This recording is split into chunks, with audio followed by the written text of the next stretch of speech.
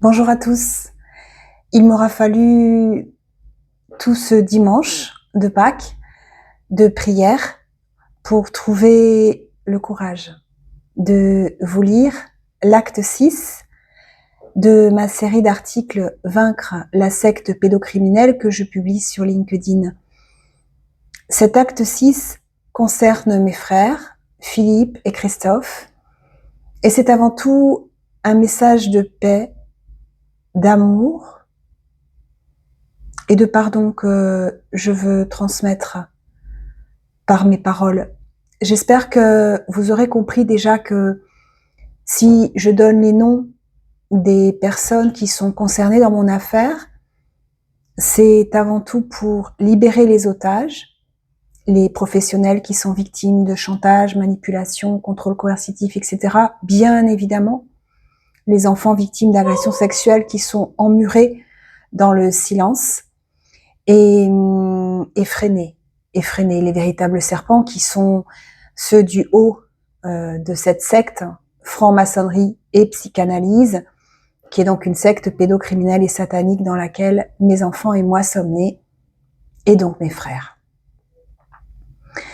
Philippe a 8 ans de plus que moi, Christophe a 7 ans de plus que moi, et lorsque je suis née, ils se sont précipités dans la rue fous de joie, et du haut de leur petit vélo, ils ont crié « On a une sœur! On a une sœur !» Voilà. Entre nous, il y avait de l'amour, et j'ai pas très bien compris encore tout ce qui s'est passé. En tout cas, j'ai pardonné à mon frère Philippe les viols qu'il m'a fait subir toute mon enfance, à partir de mes 7 ans à peu près, jusqu'à mes 12 ans, parce que c'est mon géniteur, Robert Alric, vénérable maître de cette secte, qui l'a éduqué. J'écris dans ce livre des textes, notamment L'Inénarrable, qui raconte cela, et également des textes qui parlent de mon frère Philippe. Je lui ai pardonné, je lui ai dit, et je lui ai dit par des messages sur WhatsApp, et par contre, c'est encore un peu compliqué de pardonner ce que mes frères me font, dans la mesure où ils participent au rapt de mes enfants. Et voilà, et ça c'est très douloureux. Quant à Christophe, je comprends pas très bien ce qui s'est passé dans ce dans ce jeune homme et cet homme qui était un féru de Coluche et qui était apprécié de tous. Voilà. Qu'est-ce qui fait qu'il en est arrivé là? Escroquer sa propre marraine. Qu'est-ce qui fait que mes deux frères ont accepté les magouilles de mon géniteur, Robert Alric, qui consistait à dépouiller l'Institut Pasteur d'un héritage qui devait leur revenir. Je sais pas exactement. Manipulation mentale, contrôle coercitif, l'avenir nous le dira.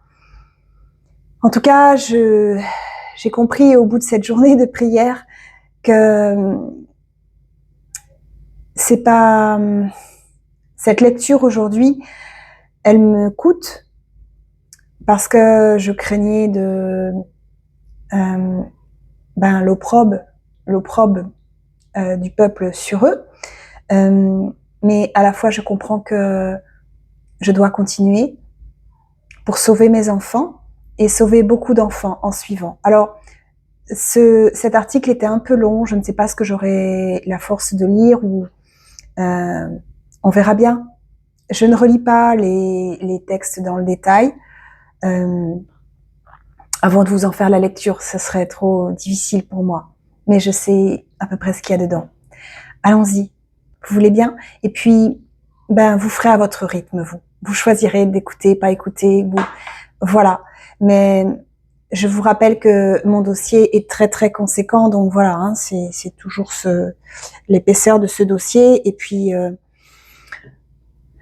faut que ça cesse tout ça. Voilà. Allons-y. Donc, je commence cet article, cet acte, par les mots suivants. Les manipulateurs sont les rois de l'embrouille et de l'enfumage. Mon père et mes frères usent de calomnies à mon encontre et sèment le doute pour me décrédibiliser. Ils s'obstinent à mentir à leurs enfants et maintenir les miens en otage avec leurs acolytes toulousains. Face à leur vent, inconsistant mais puant, j'apporte les éléments factuels, preuve de chaque accusation que je porte. Le silence n'est plus d'or, et puisqu'ils s'obstinent, je continue à attaquer.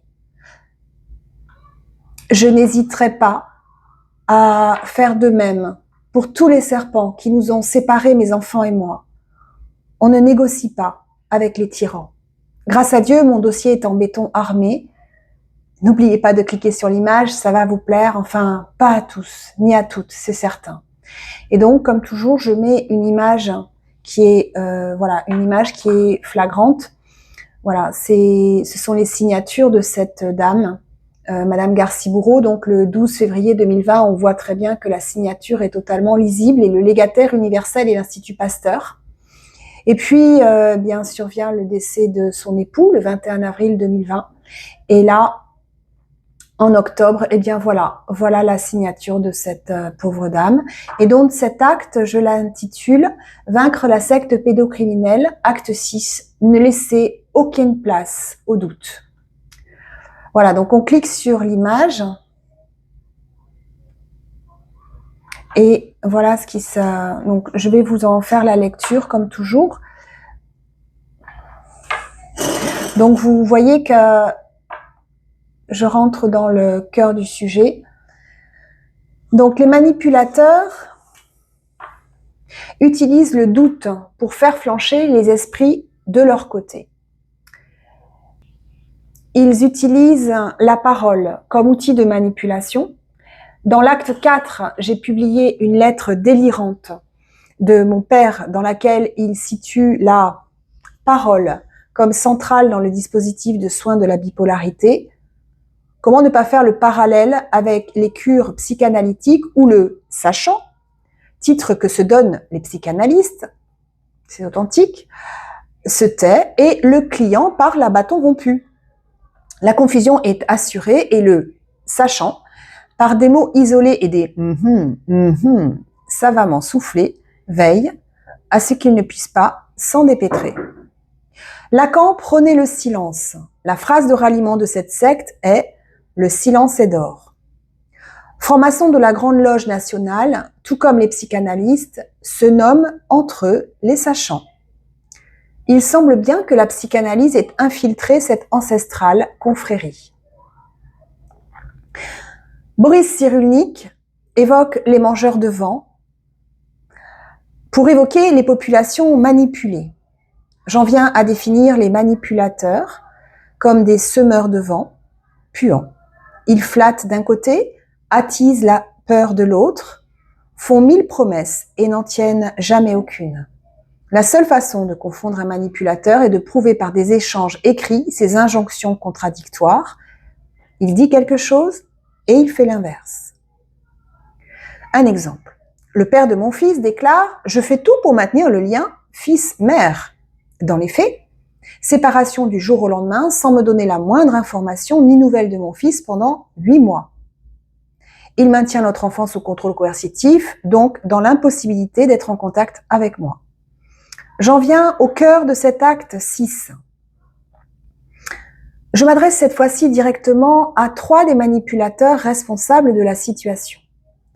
Je sais parfaitement que vous, mon père et mes frères, soufflez à mon sujet des vents puants à vos enfants, nos proches et à tous nos concitoyens de Châteauroux. Je vais donc lever tout doute, un par un, et apporter les preuves de mes propos. Voilà ce que je viens de vous dire. Vous comprendrez tous ceux qui avaient contribué à nous séparer, mes enfants et moi, la consistance de mon dossier. Je ne mens jamais et peux prouver chaque acte pour chacun d'entre vous, dont je cite les noms. Christophe Alric. En 2023, vous avez réussi à manipuler Janine, ta marraine, en lui proposant une trêve, entre guillemets. Janine et maman étaient amies depuis l'âge de 2 ans. Notre père, en rage contre Janine, qui essayait de sortir son amie de ses griffes, les avait totalement séparés depuis 5 ans. Ta marraine souhaitait, au-delà de tout, revoir notre mère malade. Il était facile de la faire venir dans votre repère de brigands et la manipuler pour qu'elle retire mes attestations de sa plainte comme contre ton épouse et toi. C'était bien joué. Mes attestations annulaient d'office la donation de son vivant, sans usufruit et avec vente possible que vous lui avez fait signer. Je précise ici que je ne donne pas tous les documents, mais j'ai tous les documents. Voilà, donc là, je mets des éléments dans cet article, d'ailleurs, qui sont même pas les attestations, je les avais même pas données dans le premier rapport que j'ai réalisé. Donc, vous voyez, et dans lequel il y a 375 pièces jointes. Donc, allons-y. Donc là, je montre cette attestation et j'explique que cette attestation complète la lettre que j'ai écrite au président de l'Institut Pasteur le 2 mars 2023. Et là, je décris les faits. Dès le début de l'année 2019, mon frère Christophe Alric et son épouse Béatrice Alric ne parlent plus à mon père Robert Alric suite au comportement que ce dernier a eu avec ma mère. Christophe le traite ouvertement de manipulateur pervers. Béatrice le déteste au point de ne plus vouloir le voir du tout. Janine Herman, fille d'enfance de ma mère, a réalisé que celle-ci était victime de maltraitance. Elle m'a alertée, m'expliquant que mon père était dangereux, mais je n'ai pas voulu l'entendre malgré la force de ses mots. Janine est une femme admirable et elle a toujours eu à cœur de défendre les personnes vulnérables, dont ma mère. Donc je continue. Janine a eu l'imprudence de laisser un message sur le répondeur téléphonique de ma mère. Mon père l'a intercepté. Janine est alors devenue l'ennemi à abattre pour mon père, qui ne cessait d'avoir des propos acerbes et violents sur elle. C'était réciproque. Je me sentais prise entre deux feux. J'essayais de ne pas prendre parti et je me suis faite muette auprès de Janine pour pouvoir rester en lien avec ma mère. Janine, déjà fragilisée par le deuil d'amis proches, s'est vue coupée de sa sœur d'enfance, impuissante à pouvoir l'aider. Mon frère était son seul allié, ainsi que Béatrice, sa femme, moins chère à son cœur que son filleul. Il est probable qu'ils ont dû aller allègrement sur les critiques de mon père pour se faire bien voir d'elle et obtenir sa totale confiance. C'était d'autant plus facile qu'ils le pensaient. Ils ont réussi à escroquer Janine dans le dos de mon père et ils ont bien ri, manifestement, selon les propos même de Janine. Janine n'a plus de nouvelles ni de Christophe ni de Béatrice à partir du moment où elle a signé la donation, mi-octobre 2019. Mi-décembre 2019, alors que ma mère est confortablement installée dans un EHPAD de son choix à Toulouse, je trouve la force de révéler l'agression sexuelle que j'ai subie à l'âge de 12 ans de mon frère Philippe Alric, alors âgé de 20. Je révèle donc les faits à Christophe et Béatrice qui se disent choqués et compréhensifs envers moi. Je perçois un réel soutien. Pourtant, ils hébergent quelques jours Philippe venant rénover son appartement à Châteauroux. Philippe, en quelque sorte mis à l'écart par le couple, selon leurs propos, déjeune seul avec mon père. Peu à peu, Christophe se rapproche d'eux, prétextant leur faire entendre raison sur ses agissements qu'il considère prescrits. Les 3 hommes Alric se sont donc rapprochés et réconciliés. C'est à ce moment-là qu'ils ont dû finaliser le plan de mon père pour faire céder Madame Paul Garciboureau afin qu'elle nous ajoute sur son testament, alors que sa volonté initiale était de faire l'Institut Pasteur le légataire de sa fortune. À partir de ce moment, Philippe fait de nombreux allers-retours de Nice à Châteauroux, disant qu'il rénove son appartement jusqu'en mai 2020. Puis, prétextant d'aller voir ma mère, revenue à Châteauroux à partir de mai 2020, lui qui ne venait que rarement à Châteauroux. Christophe visite le couple, puis Paul, seul, sous la posture de médecin. Paul et Gaston Garciboureau connaissent Philippe et Christophe depuis que mes parents sont arrivés à Châteauroux. Ils devaient avoir environ 7 à 5 ans. Moi, ils m'ont vu naître. Comment ne pas faire confiance à ces hommes charmants, avenants, intelligents et drôles de surcroît? Mon père a toujours attiré l'attention de la gente féminine. Au bridge, où il allait plusieurs fois par semaine, il avait une certaine aura, provoqué l'admiration de ces dames. Il est effectivement très serviable et aimable. Elles finissent par vanter ses mérites. Et le bad. Principe même des manipulateurs, la vitrine est toujours belle. Mon père a toujours adopté en société une attitude de sauveur, de héros et qui avait pour effet d'horripiler ma mère. Paul a joué au bridge à de très nombreuses années, ayant parfois mon père comme partenaire. Elle est tombée sous le charme davantage encore dans ses vieux jours. Il a su être présent au point d'en devenir l'héritier. Il a su la convaincre, avec l'aide de mes frères, de modifier son testament initial en date du 20 février 2020, où l'Institut Pasteur était le seul légataire universel en notre faveur. Et je date et je signe. Et là, je montre donc ces signatures et j'explique que en 8 mois, Madame Garciboureau change le testament qu'elle avait décidé du vivant de son mari. Pourquoi? Bon, j'explique qu'elle a été influencée par et je montre par mon père et mes frères et je montre donc la mort de son époux en 2020. Et moi, de mon côté, eh bien, il est hors de question que j'accepte cet argent. Donc, je fais une renonciation in favorem et in favorem l'Institut Pasteur. J'aurais pu faire une renonciation simple, mais l'argent serait revenu à mes frères. C'est ce que me conseillait mon notaire pour ne pas que j'ai de soucis. Mais ce n'est pas ce que j'ai choisi parce que j'estime que cet argent revenait à l'Institut Pasteur qui, donc, je vous le rappelle, était dépossédé d'environ 460 000 € en tout. Donc, je ne me suis pas restée là. J'ai envoyé les éléments directement au tribunal judiciaire. Elles n'ont pas été produites, mes attestations, ni les preuves que j'ai fournies.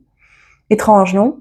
Sans compter un procureur qui ne fait aucune réquisition, malgré un épais dossier, et même en dehors de mes attestations. Donc là, j'ai écrit directement aussi, à l'avocate de ma tante de cœur, Janine. Bon, je vais pas vous le lire, mais je vous le lis et je vous le donne. Et donc là, j'autorisais effectivement la production de l'attestation en justice. Parce que je vous garantis qu'il faut du courage pour oser affronter 3 hommes de ma famille qui sont devenus de véritables tyrans. Et d'autant que j'étais encore en amnésie traumatique, donc je n'avais qu'une petite bribe de souvenir d'une agression subie par mon frère, qui était en fait la dernière où j'ai réussi à dire non. Donc ça veut dire que j'étais en état de stress post-traumatique, donc en fait mon enfant intérieur était terrorisé. Et pour autant, j'y suis allée pour protéger une vieille dame. Donc là, je montre aussi l'action que j'ai produite au procureur de la République, où je dis bien, voilà, je situe le contexte, et j'explique que j'ai des éléments à charge et que je lui envoie. Voilà. Donc, voilà les copies des mails que j'ai envoyés pour bien prouver avec ma pièce d'identité.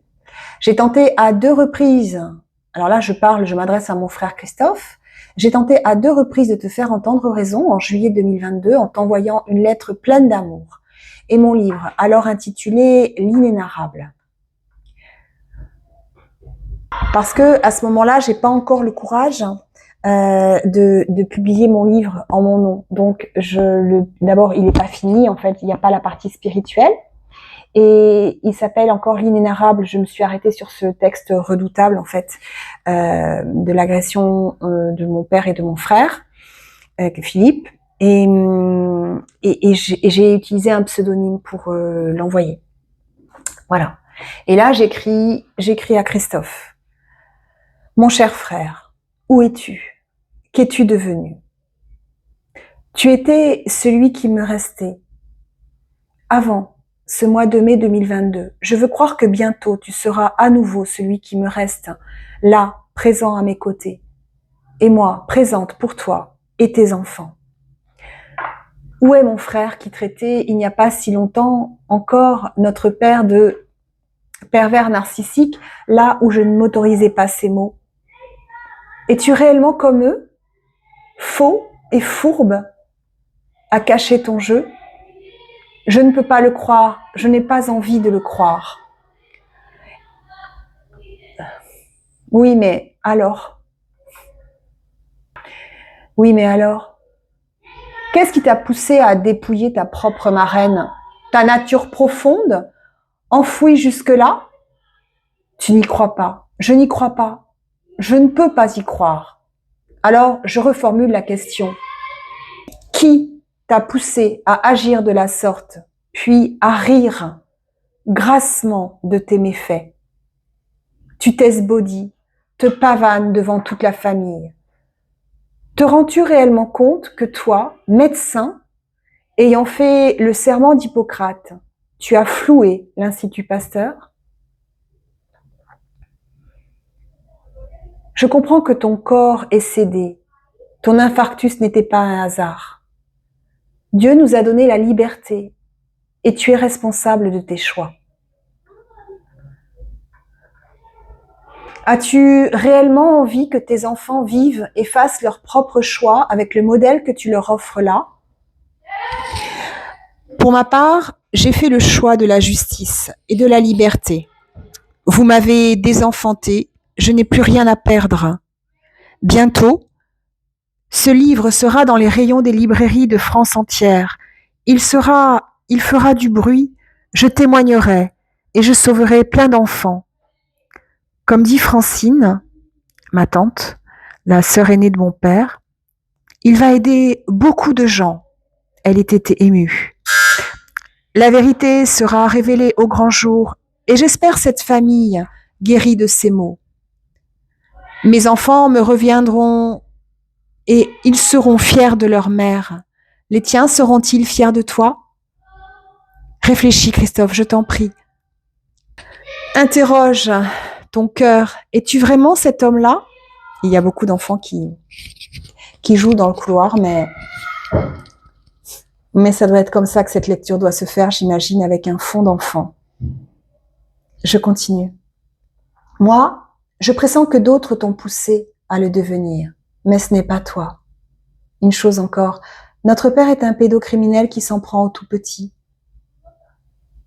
Il ne s'en est pas pris qu'à moi. Un pédocriminel s'en prend à des dizaines de victimes. Jules a révélé que son grand-père l'a mené seul, dans la toute petite pièce à côté de la chambre de Philippe, devenue espace de jeu des petits-enfants. Il a décrit très précisément la pièce et il n'y a aucun doute possible. Il n'a plus d'affect, plus d'émotion liées à ce moment. Je continue. Ce qui tendrait à montrer qu'il s'est dissocié en état de stress post-traumatique. L'amnésie traumatique est de mise lorsque la victime est encore en contact avec son bourreau.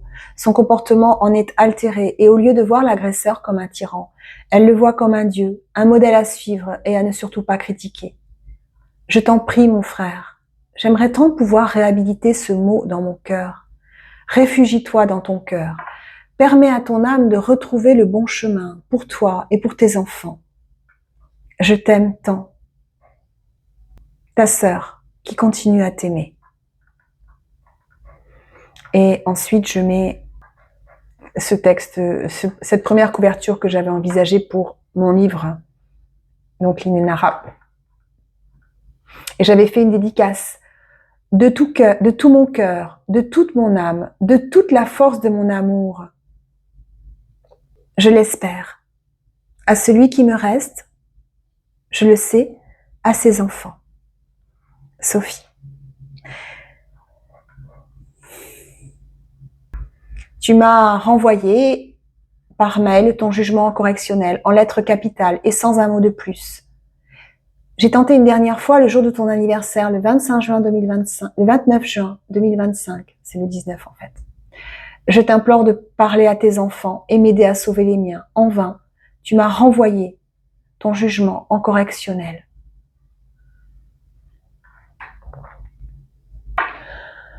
Et là, je mets le mail que je lui ai envoyé donc le jour de son anniversaire. Bonjour Christophe, pour ton anniversaire, je te fais le cadeau de ces mots. Ils viennent du fond de mon cœur de sœur et de tante. C'est une rencontre qui me fait écrire une dame à la retraite voisine de quelques rues avec laquelle je discutais il y a quelques heures à peine. Elle connaît mon histoire dans les grandes lignes, mon combat pour protéger tous les enfants, sauver les miens en premier lieu. Évidemment, elle me soutient. En vérité, tous me soutiennent, du professionnel au particulier, du proche à l'étranger. Mon réseau sur LinkedIn se développe à vitesse grand V. La pédocriminalité, personne ne supporte. Une secte nationale franc-maçonnerie et psychanalyse, ça n'étonne personne. MH ne connaissait pas mon nom. En lui donnant ma carte tout à l'heure, elle a été surprise. Je connais un Alric qui vit à Châteauroux, il est orthopédiste. Oui, c'est mon frère. Elle a failli tomber à la renverse. Elle a travaillé à tes côtés en tant qu'infirmière au bloc. Elle a connu tout le monde de Bonnevial à Mansat, père et fils. Ce sont des orthopédistes renommés à Toulouse. Elle n'arrivait pas à croire que tu aies pu être si malhonnête. Elle te décrivait joyeux, compétent, toujours de bonne humeur. Je répondais oui, je sais, j'ai connu le même. Mais depuis, il s'est perdu. Il a été manipulé, piégé certainement. Je veux le croire. Mais est-ce vrai? Voilà, je continue cette lettre. Vous la lirez si vous le souhaitez. En tout cas, j'essaye encore une fois de le ramener à la raison. Mais c'est peine perdue. Parce que vous voyez, nous sommes là le 19 juin 2025. Je suis encore persuadée que je vais gagner et que mon enfant va m'être rendu par le jugement du JAF que nous attendons pour le 25, puisque c'est pas possible de perdre avec un tel dossier. Et surtout que dans le dossier adverse, il n'y a rien, qu'une expertise psychiatrique dont j'ai montré qu'elle est fallacieuse, fausse, calomnieuse. Et voilà, le père n'a pas une seule attestation pour dire qu'il est un bon papa. Moi, j'en ai pléthore. Et voilà, il y a déjà beaucoup de pièces dans mon dossier. Donc, alors je continue. Je ne dévoile pas ici le contenu du jugement que vous avez arraché en première instance. Tu me l'as renvoyé à la figure comme je te tendais la main et implorais ton aide. Tu en fais un bouclier, mais je sais bien qu'il ne vaut rien. Montre-le à qui tu veux à Châteauroux, tu auras l'air ridicule.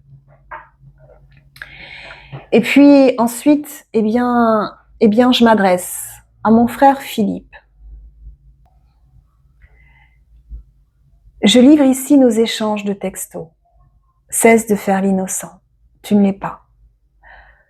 Tu m'as violée quasiment toutes les nuits de mes 7 ans à mes 12 ans et demi dans mon lit.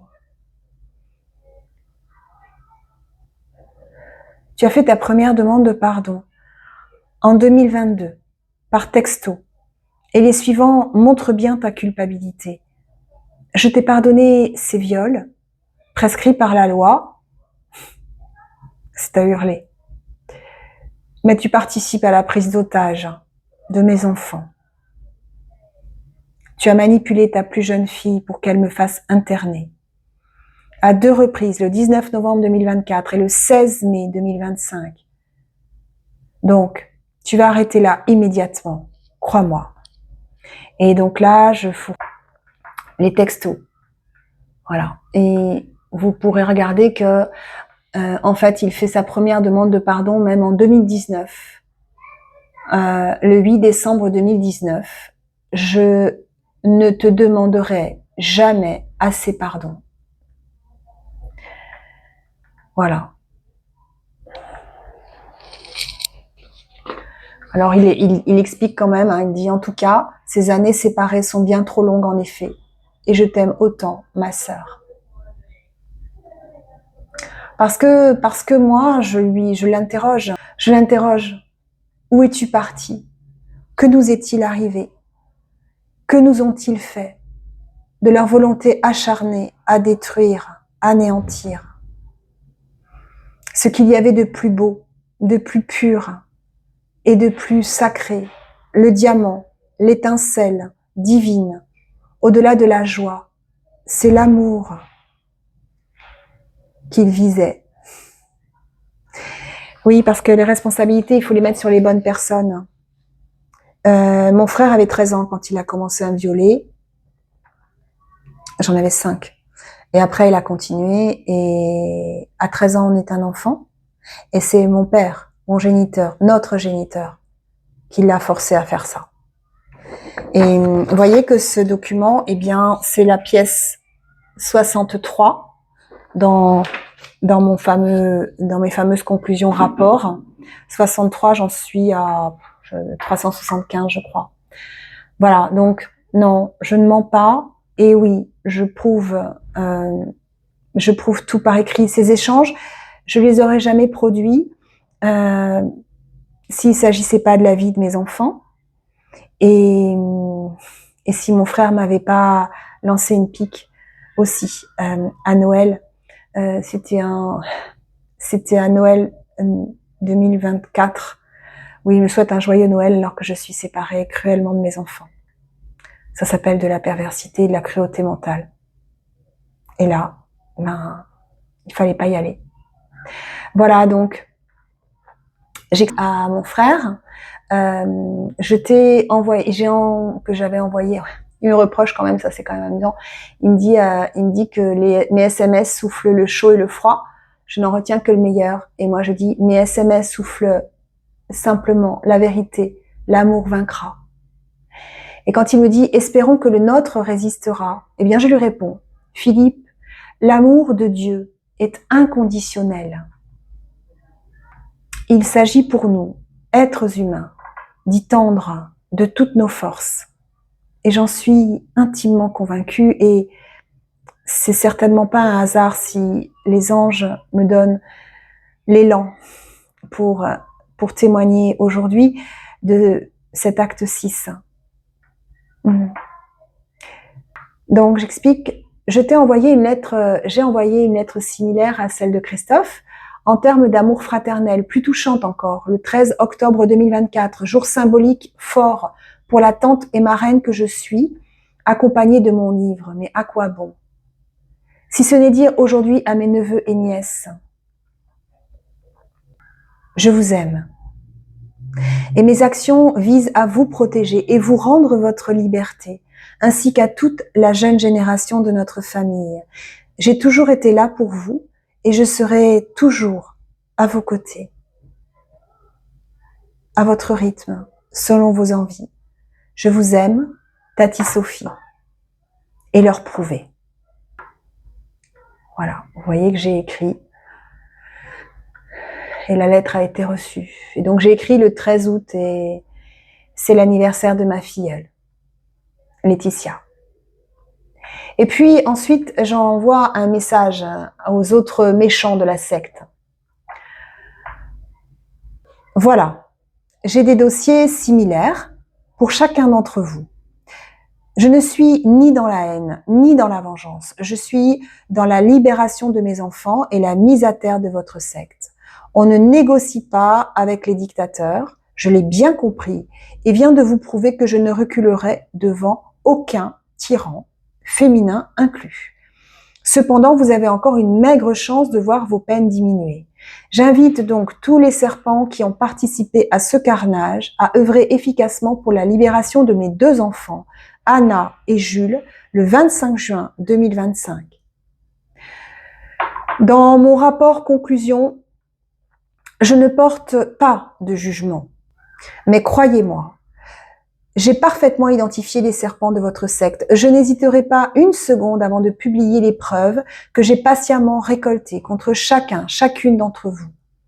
Acte 7 demain. Qui seront les prochains? À bon entendeur, féminin inclus, Sophie Alric, le 23 juin 2025. Ensemble contre les tyrans, pour la paix et la liberté. Je m'appelle Sophie Alric, je suis experte dans la lutte contre la pédocriminalité et les sectes. Et je suis mère universelle et prophétesse et écrivaine, présidente de l'association La Voix de Sophie et candidate aux prochaines élections présidentielles. Par amour, parce qu'il n'y a que l'amour qui vaincra. J'espère que vous le comprenez au fur et à mesure que vous m'entendez, que vous m'écoutez. Ne tombez pas dans le panneau de la haine, ne tombez pas dans le panneau de la peur, de la culpabilité, de la honte. Tout ça appartient aux manipulateurs, aux agresseurs. Nous, ce que nous avons à faire, c'est de laisser parler notre cœur, de l'ouvrir encore et encore et de comprendre que beaucoup sont victimes de cette secte. Donc, voilà, je vous en prie, ne tombez pas dans les panneaux de clivage des uns et des autres.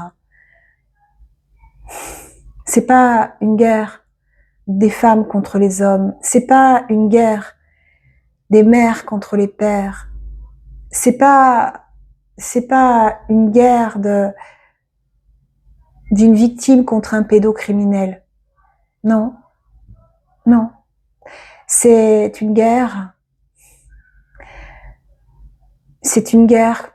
oui, contre la pédocriminalité et les sectes. Oui, mais c'est une guerre avant tout pour sauver et protéger tous nos enfants, pour la liberté, pour la paix, par amour. Entendez-le, je vous en prie, entendez-le. En ce jour de Pâques, entendez-le, je vous en prie. Je vous dis à bientôt.